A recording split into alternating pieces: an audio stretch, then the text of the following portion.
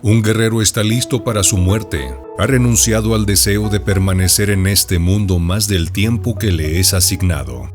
Cuida de sí mismo, de sus relaciones y de su entorno, porque sabe que tanto el cuerpo como el ambiente son herramientas prestadas para que pueda experimentar la vida y el aspecto dual que rige el universo.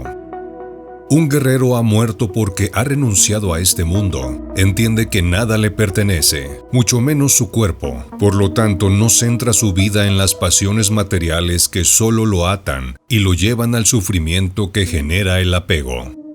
El guerrero comprende su naturaleza. Sabe que en el aspecto material su destino indefectible es la muerte. Por lo tanto, aprovecha al máximo cada latido de su corazón y cada respiración. No desperdicia su aliento o sus palabras en cosas banales y transitorias.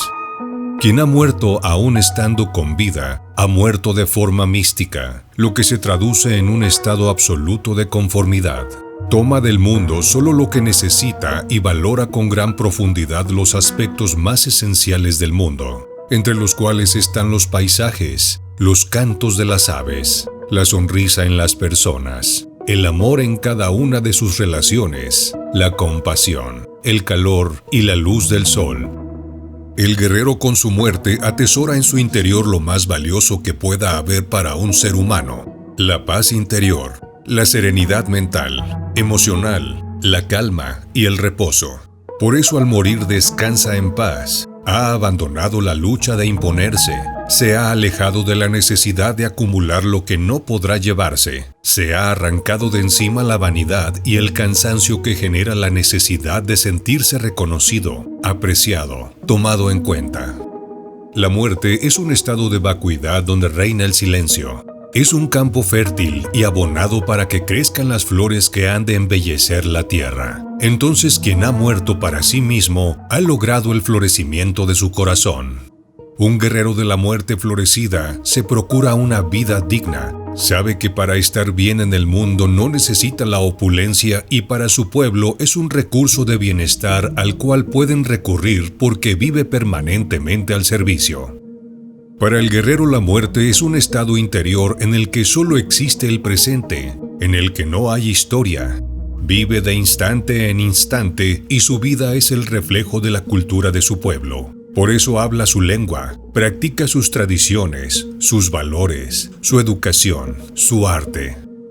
Quien ha logrado morir tiene un exaltado aprecio hacia la vida porque entiende a profundidad que cada instante es una oportunidad para perfeccionarse, para dar de sí mismo lo mejor, para dejar sobre la tierra las flores que han de embellecer el mundo en las siguientes generaciones.